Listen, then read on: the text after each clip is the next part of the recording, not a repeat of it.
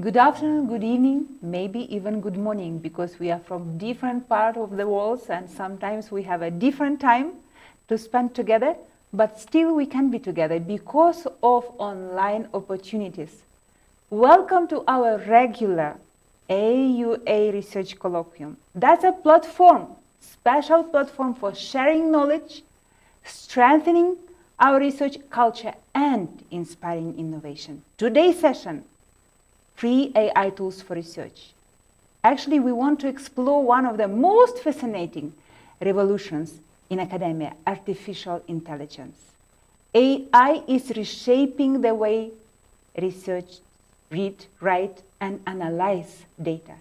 Every day, it is interesting. Listen, every day, 300 million people use AI tools, many of which are free and easily accessible, to simplify tasks, spark creativity, and enhance productivity. Today, we will discover how these tools can support our research journey ethically, creatively, and effectively. Please note that this session is being recorded and you will be able to revisit the material later for further reflection. I am so glad, and it's my pleasure now to introduce our distinguished speaker, Dr. Bondet, the Dean of the School of Postgraduate Studies.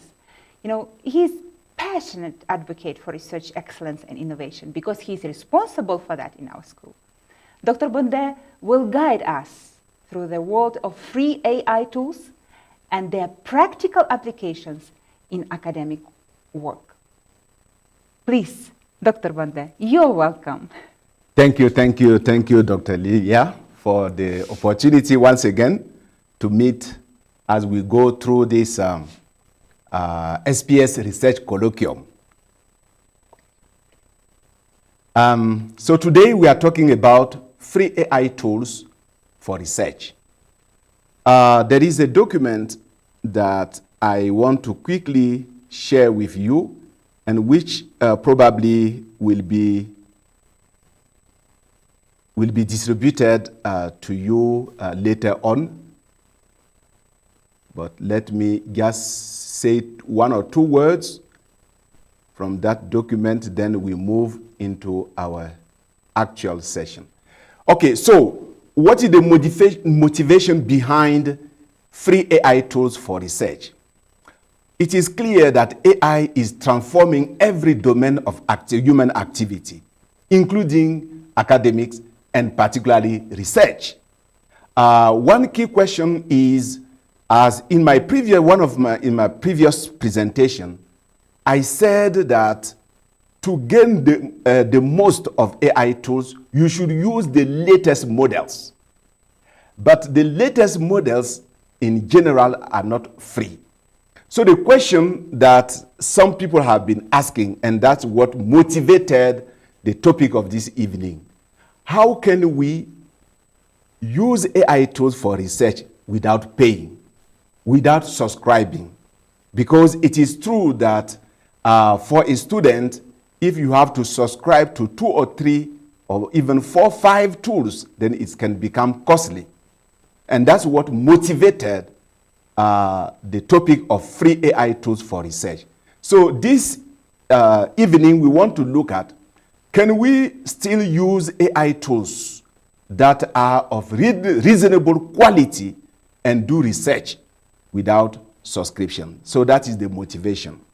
Of course, there are several tools, and I have compiled here a table for you.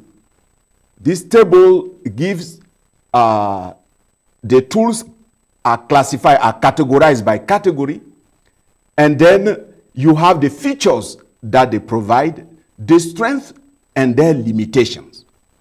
So in this table, you have reference management tools, you have literature search tools, you have literature review tools, you have data analytics tools, you have hypothesis testing tools, all AI tools, and all of them are free. You have writing and proofreading tools.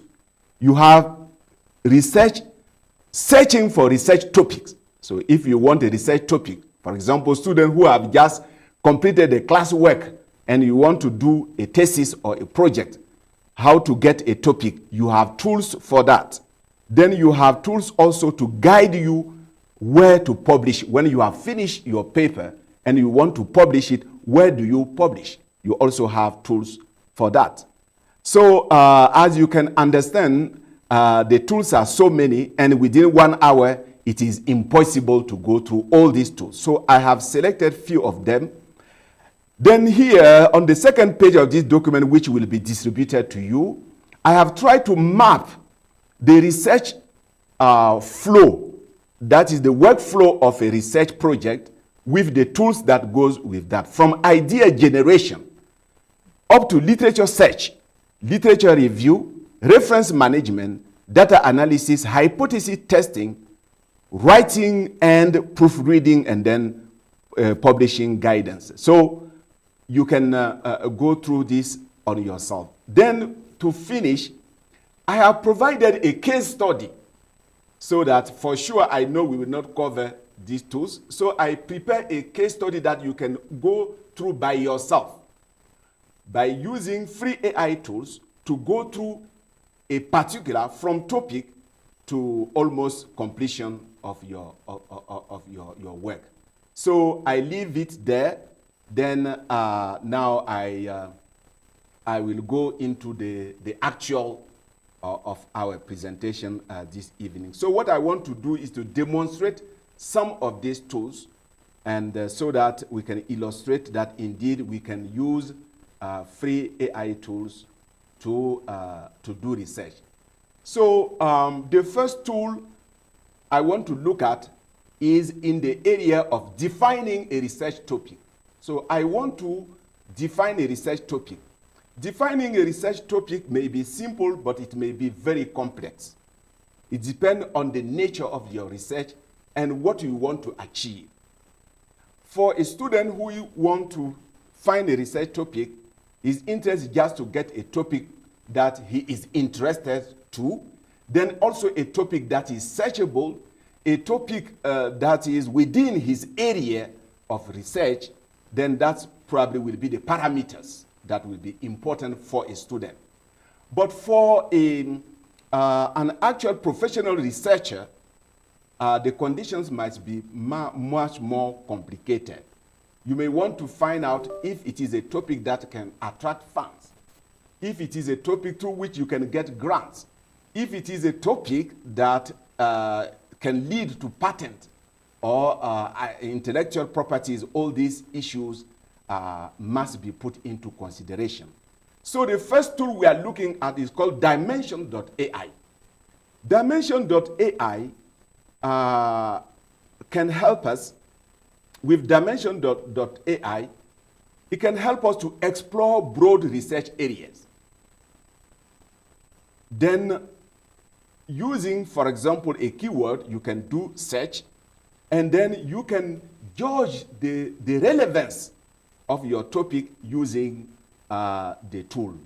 So let me go to Dimension. So it's just like the name, and as the name indicates, Dimension.ai. Once you get there, let me remove whatever I was doing there. So this is the, okay.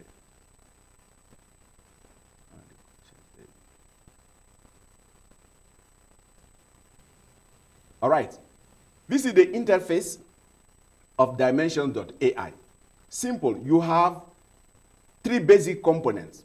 You have a search area where you can just type your topic or the keywords of your topic. You type it here in the search area.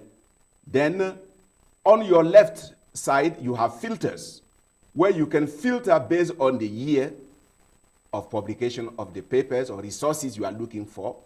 You can filter by a particular researcher. You can filter on research category, publication type, and so on and so off, and so on. And in the middle you have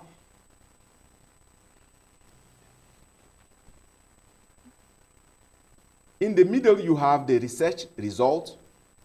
And on your right, you have analytic view.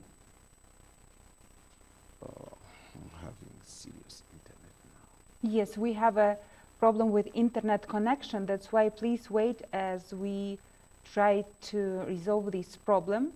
While we are doing this, I want to remind you that we have a special question answer session right after presentation. That's why we actually invite you to be prepared for that, because all your questions can be answered by Dr. Bande. And that this is very important because you know specific needs, you know specific issues which are troubled you. That's why please, just to organize this session, we want you to post your questions on our chat. That will be ready to read them right after the presentation. Please do this. Please do this, because that will be much easier to organize and to go through them faster. Dr. Bonde, how are things going? Okay, I think let me use my data. Okay. Yes. Okay. Let me use the data. Then we will Yes, we need strong internet connection in order to use platforms which are free for you to use for your research. That's why we need to. Oh, it's asking me passcode. Right. Okay. Meeting.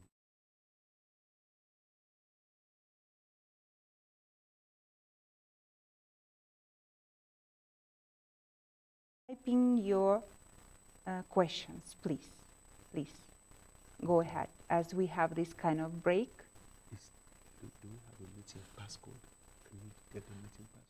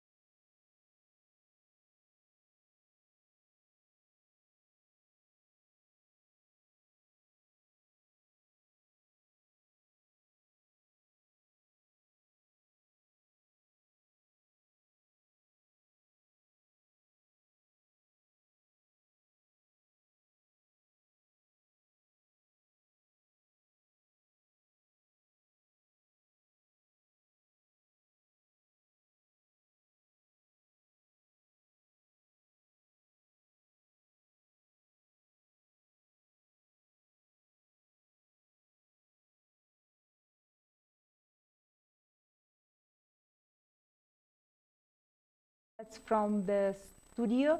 Please, can you stop sharing the screen? Because we need to share. Yes, thank you very much.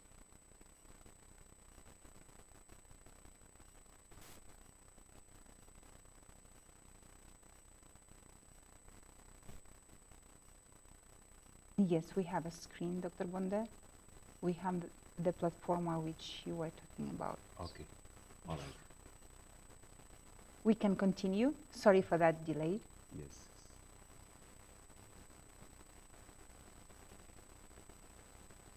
Okay, we are sorry for this. We are back. So I was explaining that this is the interface for Dimension.ai. On top here, you have an area where you can put your query. That's keywords about your topic or keyword from the topic. Then on the left side, you have filters. In the middle, you have the search result. And on the right, you have analytical view. That will help you. So let me start with a topic like I want to say, for example, artificial intelligence for detecting and preventing procurement corruption. Doesn't matter if I made mistake, it will correct.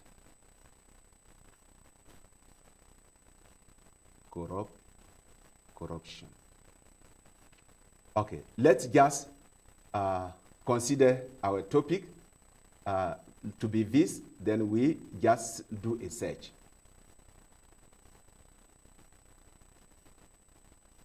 Now we get the result. Based on this, on what I put, artificial intelligence for detecting and preventing procurement corruption, I'm getting only one publication. This is obviously saying that the topic as it is said, it's going to be difficult for you to search on it. Only one publication. Data set known. Let me release a little bit on this by changing, I will just say AI for fighting corruption, for example. Let me put something that is a bit general. Then we search. Now we get a lot of result. 100 plus papers. Yes.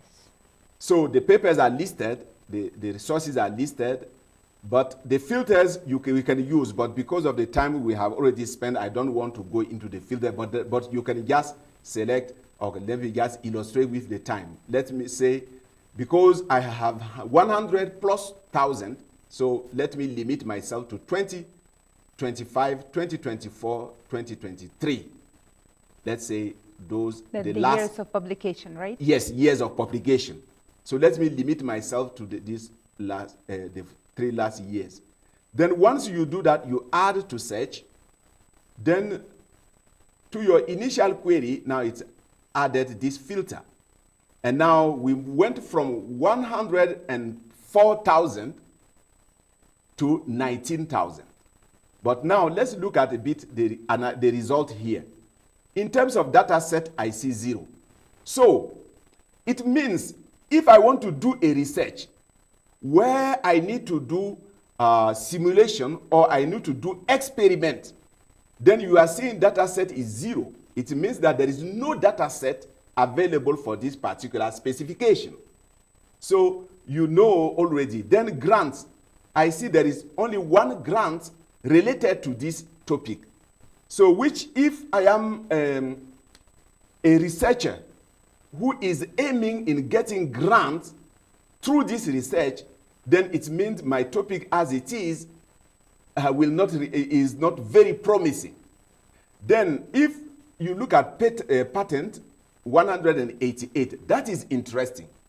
When you have a high number of patents, it means that research has been going on this area to the point that that research is being transformed now into applications. And that's where you see patents coming in. For those who are doing maybe medical studies, so clinical trials can be interesting, but for me it's not an interesting feature, so I'm not interested in that.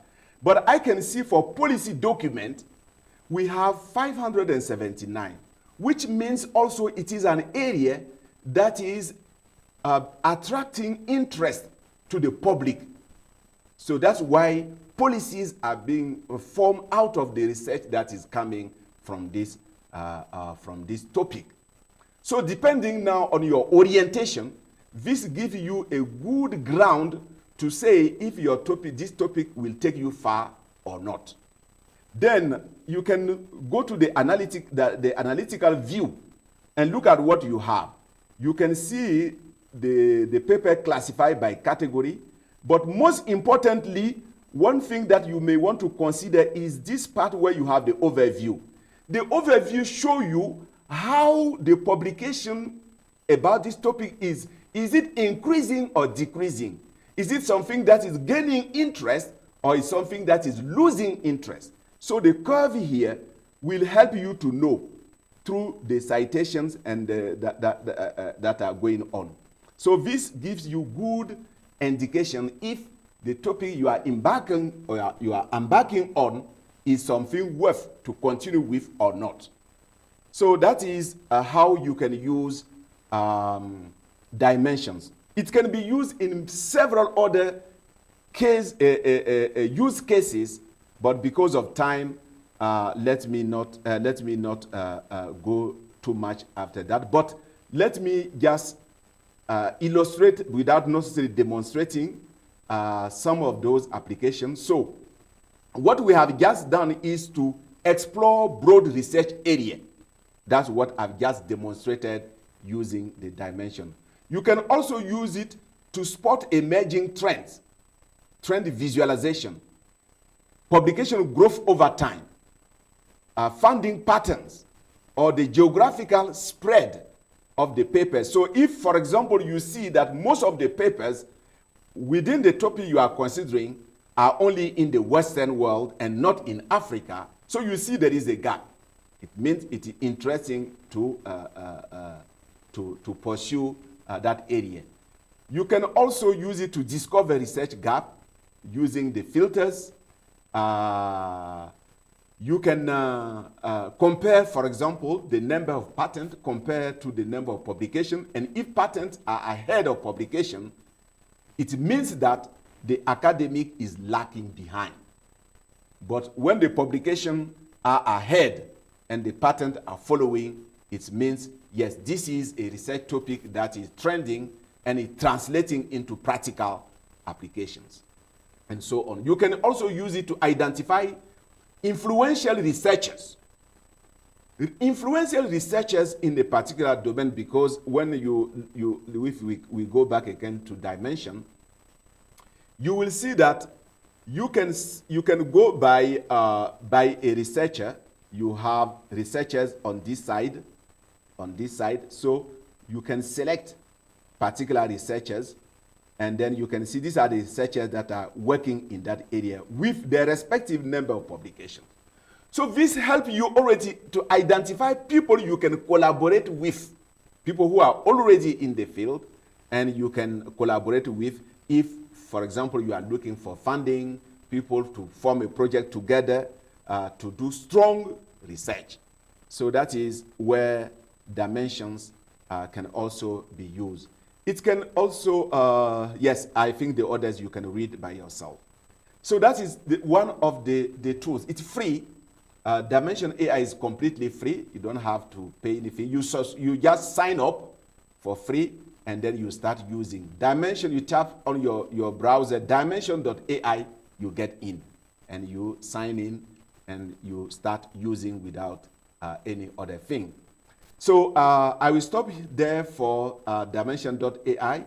The next tool I wanted to look at is called, the next tool is SciSpace. Unfortunately, while I was preparing this, this talk and this demonstration, I exhausted my tokens, my credit, for using SciSpace. But SciSpace is very interesting to use. It can be used for literature review in terms of reading and understanding complex papers. When you use with SciSpace, you read a research paper with complex mathematical formula or tables or figures that are very difficult to understand. Then you can just zoom on those mathematical formulas or algorithms or features or tables. You ask AI to explain it. Then it will explain you properly what it means.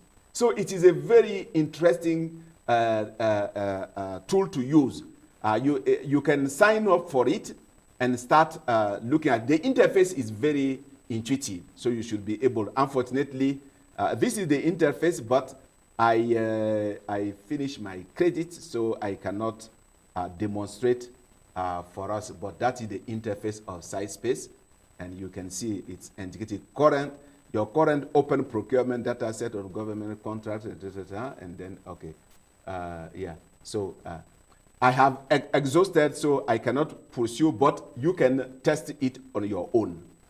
So let's move on. With SciSpace, you can do text summarization. It gives you papers. You give it papers. It can bring out summary of the whole paper or summary of or the abstract You can compare even papers side by side. You can extract literature review themes through SciSpace. So it's very interesting. It also helps you clarifying technical concept, citation support, and even drafting your literature review section for you. But as I always say, in the use of AI, don't concentrate in what AI can generate as output that you can submit. That is not the aim. That should not be our aim. Though the tool can do that, but we want to use AI in such a way that it helps us do the most difficult thing for us. Like reading hundreds of papers and summarize them is something that will take you weeks to achieve. But if you use SciSpace, you can give it hundreds of papers and it can give a summary of all these papers. Then from there, you can now make your own writing, and then that way you will not have problem with the use of the AI tools. So that is it for SciSpace. I cannot go further. Let me move to the next tool I want to demonstrate. There are so many other tools for testing, but let me go quickly to the last section because I see our time is gone. To guide us on where to publish. We have often seen students coming, especially when they are required to publish before they can graduate. They say, where can we publish? True, we have our journals here at AUA. We have the 3 journals, but you know that we publish twice per year. So we may not be able to accommodate even all the papers of our students. But if you have your paper and you want a good journal that is not predatory and that is of at least average quality, then there are also tools that exist that you can use to find the right avenue for publication. So here is a list of them. Then you have a Springer Journal Suggester, and you have a Dang Journal Selector. So these are tools. You can just type them on Google, then you get the link to get to those tools. We can just illustrate with Elsevier Journal Finder. So you can, I will assume I don't know it. So I just know the name. So we just go with Google. We just say Elsevier. Okay, I've used it so many times, so it's popping up. So that is the link, Elsevier Journal Finder. And once you click, then it is simple. The interface are always very simple. So what do you do? What you can do is, you can say match abstract. Then in that case, you copy the abstract of your paper, you come and you put here. And then it will suggest journals where you can publish. Or you can just put keyword or the title of your paper. Then you say find the journals. It will suggest journals for you. Okay, let me illustrate by going with an abstract. I will go with an abstract that let me take in on the research. Okay, we say to be published. Okay, the conference. Let me look at. We have a conference at AUA recently. That was.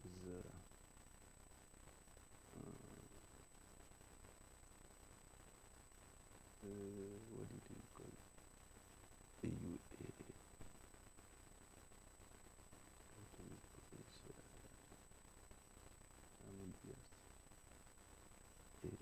AI for corruption. Okay. Just while you're searching, Yes. Dr. Bunda, So, yeah. it means that we can use abstract or even the keywords, Yes, right? you can use abstract or keywords in your yes. Yes, and that specific platform actually can accept any field, right? Yes, any field. Yes. Any field. It Yeah. means for our students and guests and our faculty members, we need to understand that these platforms accepting any field. Yes. It means if you are from public health, you can use it. If you are from business, right, MBA, you can use it. From leadership, Yes. from practical theology, even from pure theological, right? Yes. point of- anything, because that these platforms operating with a huge data for us to use and for us to compare and to choose and to analyze and to understand. That's the main point, right? Yeah. If I'm not mistaken. Exactly. That's the main point. Because as you see, Dr. Bonda, everything is from the specific point of view because he is the professional from specific field, and that's why AI is for him is like the tool, just little tool to use. Yeah. But we can do it from our field, from our departments, from our interest. That's why, just for you to understand. Yes. Just for you to Yeah, understand. yeah, that's very key. The topic can be of any domain. Yes. So here I have put a last abstract that I wrote. That's for our past conference. Yes. So and now I'm submitting. So I put my abstract. I will submit and ask find journals. So especially we want a journal, and then then it will now search and give you list of potential journals where you can publish.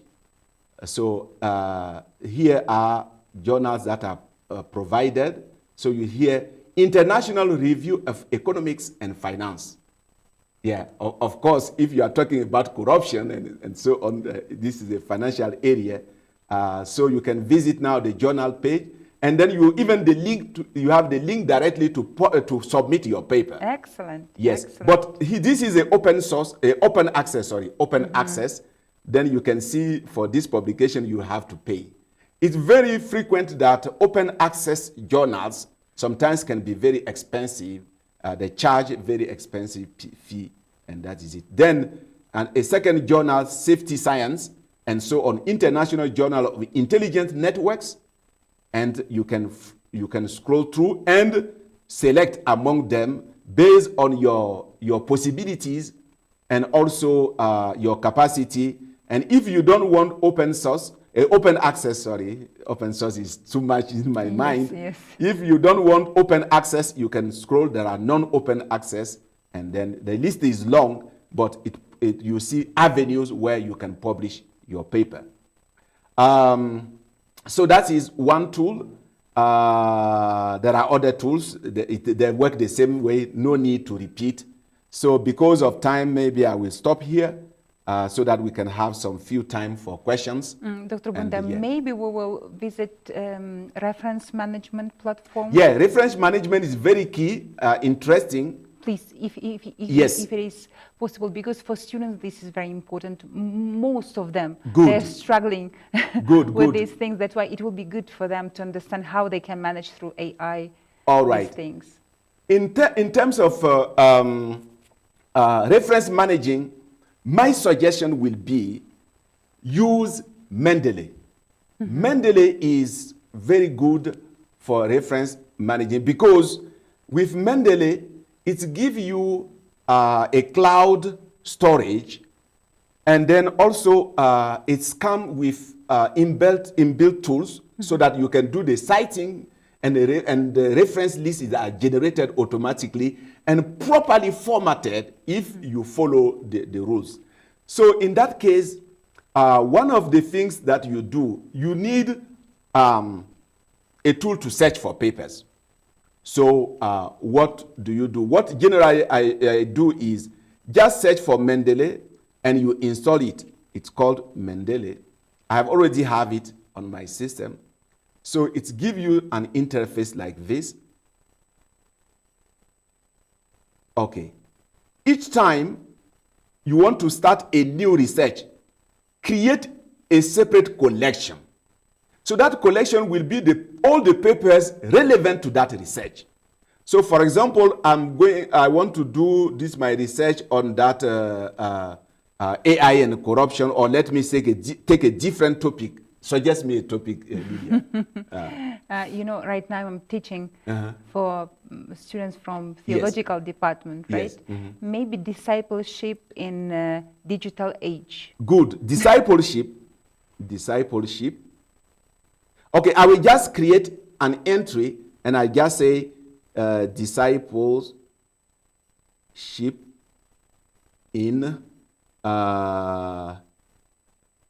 discipleship in our age. Or you can put anything that you want. But I create an entry, specific entry, under Mendeley, my Mendeley reference manager, for each research topic. Then right now, if I select it, it is empty. There is no paper in this reference list. Mm-hmm. Now, when you install, you also have a plugin that is an extension of your browser, which comes with your installation. So it is here in my browser. If now I click on this, I will be able to now start loading topics within my that reference manager. But what I will do now, want to now go and fetch papers that will go in my research. So what I will do now is to use Google Scholar. We have already done a presentation before on tools for literature review. We talk about Google Scholar, we talk about Semantic Scholar, and so on. So I said that those two, either Google Scholar or Semantic Scholar, in general is enough to do your search. So let me go with Google Scholar, and let's put here discipleship in, you are saying in terms of digital age. Digital age. Yeah. Let's search for this. Okay, let me correct. Yeah. So you see that we have a lot of 32,000 plus, but you can filter if you want to take the most recent papers, whatever. But for illustration's sake, I will not want to go into fine-tuning the papers themselves, but I just take this page that is here as it is. Once you open a page and you click on the browser extension of your Mendeley, now you will see what will happen. It will ask me to sign in. Of course, when you install, you create an account. I will sign in. Okay. Very quickly. The connection is very slow, but we are getting automatically there. It will move resources to your my reference manager. Okay. Then we see now we illustrate how to put them when you are writing. Good, very good, yes. Very good. So you now see the list of those papers here. They will. It's because the connection is not very good, but it means only this page will be moved to that, right? Yes. You will select. You can select which one you want to include, or you can just full page can be moved. Yeah. You say what you are moving. Okay. Yeah. It is.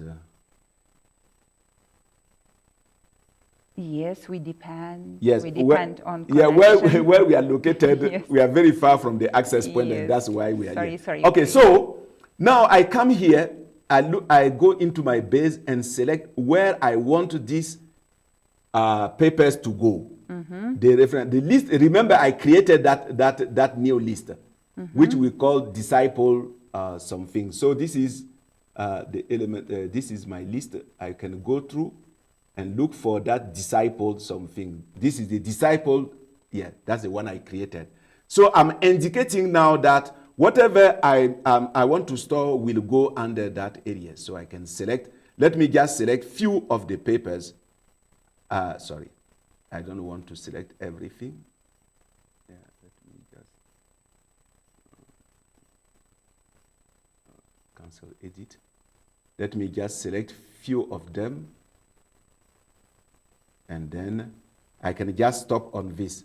Then I say add.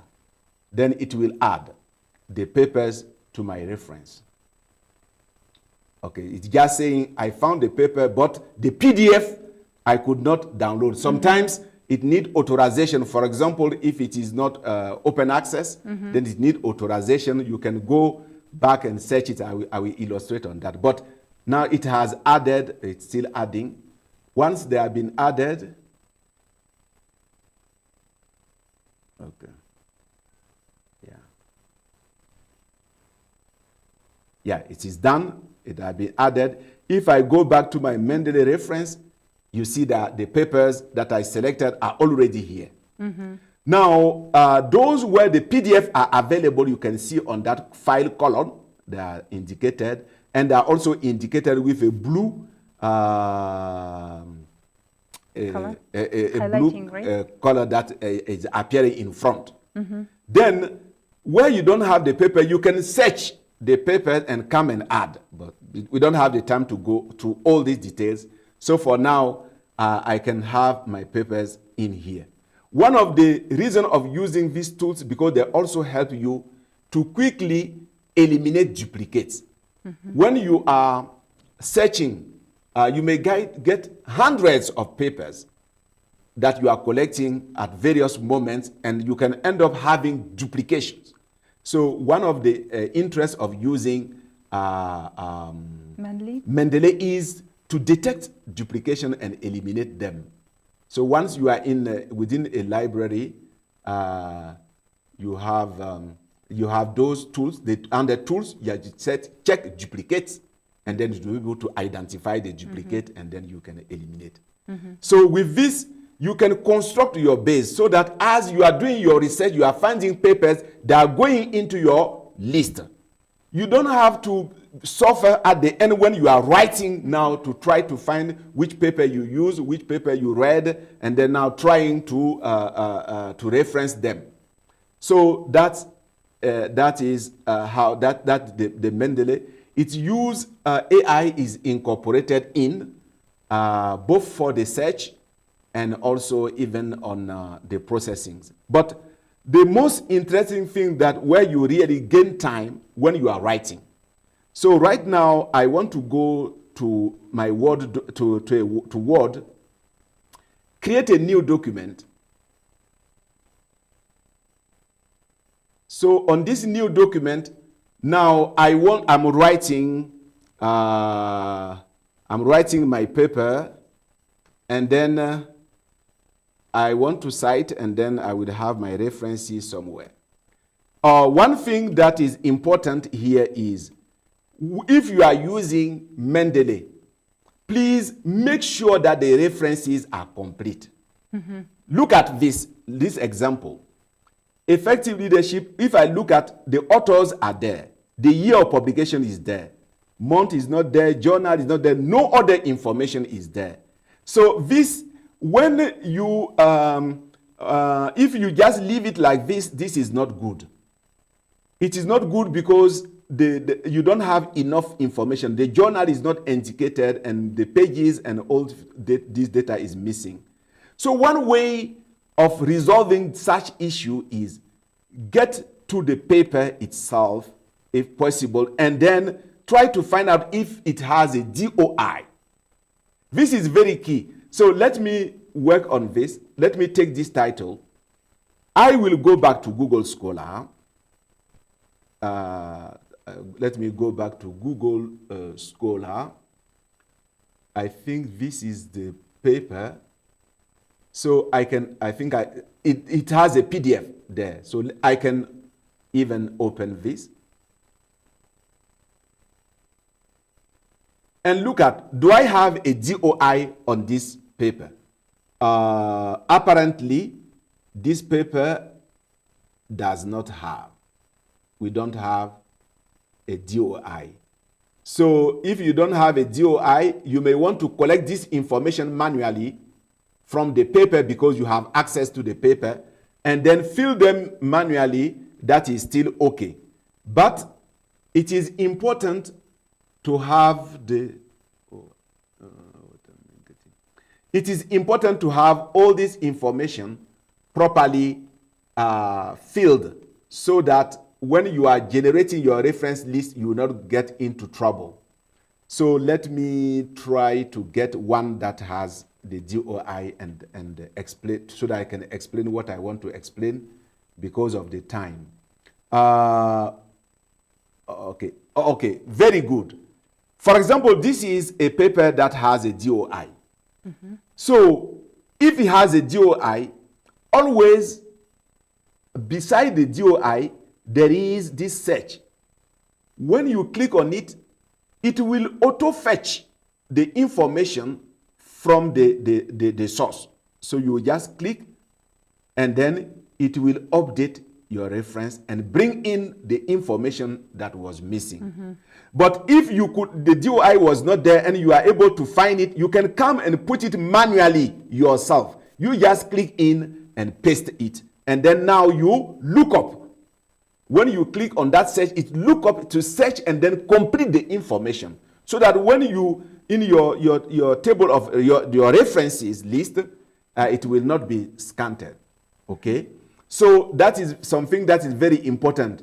Make sure that as you are setting your paper, you are putting them in Mendeley, make sure that you are completing the details.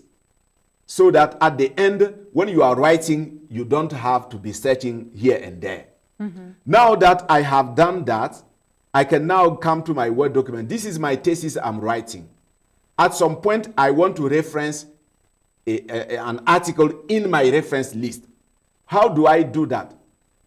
Under the references menu on Word, when you have installed Mendeley and its plugins, or the extension for Word, when you click references, you see now Mendeley tab is there.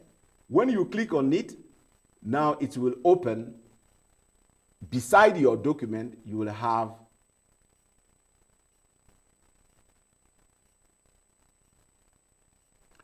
now, I can select, these are all the references that I have in my base. But me, I'm working particularly on a particular collection. That is the discipleship in our age collection. So I can select that collection. So only the papers related to this will appear. So to cite a paper becomes very simple. You select it. You select the papers you want to cite, and then you click down Insert Citation. So it has inserted those citations in my paper. And then you can insert more if you want. Let me add more so that we have a list that is a bit elaborate. And then I can, as I insert, yeah, okay, they are inserted. I can say Save Changes. Now I have inserted. Now, how do I get my reference list? Simple. You don't have to type anything. If you have done the right way and you have selected also the type of referencing system that you are using, APA. For example, go to citation settings so that you can select which type of, by default, I'm using the APA 7 edition. You can change it to your site. It can be Toribian, it can be anything. You select the one you want. Then now you can come, now you put references and then you click your cursor after this, and you can now generate automatically yourself the reference list. You don't have to do anything. So on the dot here, when you click there, you just say Insert Bibliography, and then once you do, yeah, you can say keep. You can say keep live update, so that as you cite, the reference list is populated automatically. So I say keep live, and I say continue, and then my reference list is generated. So you see the journals are coming in and things like that. So it is a tool that is interesting. It has a lot of tutorials. What I'm just going too fast, but once you know the tool, you can get tutorials related to the tool, and then you can learn by yourself to use it properly, and then you don't have to suffer to make your reference list. But of course, as we said, if the information were not complete, then you will see that your reference list will be wanting. Yeah. Yes, thank you very much, Dr. Banda. That was quite deep, brief but deep. Yeah. right? I want to start some questions, and the first one, what I found, students are worrying that AI is doing everything for them. And they ask question, where's the place for us to do things? Because if we can brainstorm, if we can find gap, if you can write, if we can do this, that, where is the place for the human being, right, within these AI tools? Can you please tell us? Yeah. AI is doing a lot for us, and that is good. But as we said, AI, you cannot say that when you are defending your work, your student work, you cannot say it's AI, because the professor they did not give work to AI. The professor give you an assignment. Or if you are defending your thesis, is not AI defending a thesis. So you must own whatever you are bringing, that even that you may have achieved through AI. So which means that you must know your topic, because AI is not expert in that topic particularly. It has the capacity of storage and the quick search, so that it can easily synthesize, but it may not be specific and may say things that are completely wrong. But as you are submitting, you must own this work. So, which means that, number one, you have the duty of verifying properly and saying that whatever is saying is not heresy. Because those generative tools, if it's come to a point that it's missing data even to conclude, it will generate that data which is may not even be existing. That's called hallucinations. So be aware of that. That's number one. Number two, AI should be used as an assistant. And that's what even the AUA AI policy is saying now. We use it as assistant to do some of the work, searching for papers, reading those papers, and synthesizing, like screening the papers to get the most relevant, is a tedious work. So you can use, in one of the presentation, I think I made it, you can use like Illicit to do such work, up to extracting the data for your literature review. Then from there, your human work now comes in. You can now take this data that has been automatically extracted and now work from there. Analyze the data using your own tools based on the conclusion, the questions that you have, and then this way you will use AI in a responsible way, and you will not have any problem with AI detection. So that is it. So the problem often is we just want to have a final response given by AI, and we take and submit. In that way, in that case, then your place is, you are nowhere anymore. But AI is a starting point. Ideation. It's helped you to get the idea. You are not stuck. So once you have the ideas, now you develop them and you work thoroughly. With AI, we are supposed to produce higher quality research and higher quality papers. But what we are seeing is rather we are producing low quality. The English may be polished, but the content really may not be up to standard, because we are just using AI tools. So we have to, that's what I can say. Thank you very much. That's a good advice. Actually, we can use AI for brainstorming. If you need, for example, to understand what is going with a specific topic around your field, around the world, within the continent, locally, right? And after that, you can step to the resources, and also AI can help you with resources, to find resources, and even to extract some information from the documents. But what to do with this information depends on you, because AI for sure can write something, but not exactly what you need.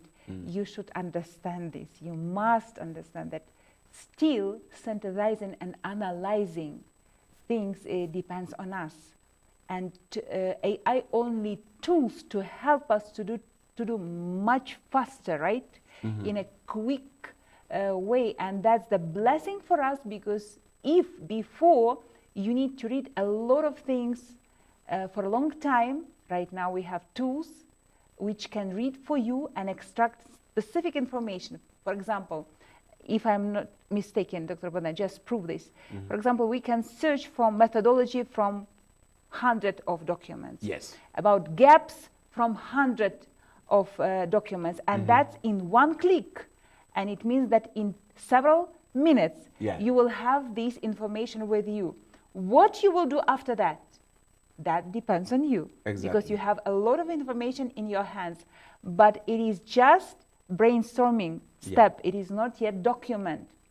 That's why we suggest and advise you to use AI as an assistant for you to improve your document, but not as a writer for you, because it doesn't matter. It will be just an empty document just for you to understand, because AI will not write for you a good document, because it is not thinking as you want to think about these things. That's why use it as an assistant, not as a writer. And in this case, you will be safe and the document will be accepted. Dr. Banda, thank you very much for your time. Dear audience, sorry for the delay and for all these issues with internet connection. We will try to improve these things. But even so, we want to project all our AUA research colloquiums from this studio, and it means that you will have recordings with you, because you can refresh your memory anytime. You can go through links which we will have, and you will remind yourself about things which might be important for you. Thank you. Thank you that you found time for us. Thank you that you went with us through all this, not all, but some of these tools, right? Yes. Before we close, I want to announce that we want to distribute a short survey about your needs regarding AI, because we want to create specific sessions about AI which should be helpful for you. That's why we will distribute this questionnaire for you, and please fill it, that we will be able to serve you well. Also, we want to say that we will have next colloquium in November, the first Monday of November. All of you are welcome to be with us. That will be again dedicated to AI based on your needs, which will be in connection to your needs. Thank you one more time. Thank you. And Dr. Banda, at the end, can you please pray with us and bless us to be wise while we are using such blessings as AI, free tools for research? Okay, let us pray. Father Divine, we thank you for this evening. Thank you for the opportunity to come and to discuss and to learn and to share together around this topic that is quite important. Lord, even as we do these colloquiums, may you help us to make good use of the knowledge that we gain, so that AI can be an efficient tool for us to augment us and not to replace us, and not to do mediocrity work, but to enhance and give high quality, a work of high standard. I pray that in a special way that you bless our colloquium, that all that we will do will translate into improvement in student research and our faculty research also, so that AUA can be put on the map in terms of research. Continue guiding us and blessing us, for we have prayed in the mighty name of our Lord and Savior Jesus Christ. Amen. Amen. Thank you very much. Amen. God bless you. Amen. And please welcome. Next colloquium will be November, the first Monday on November. Bye-bye.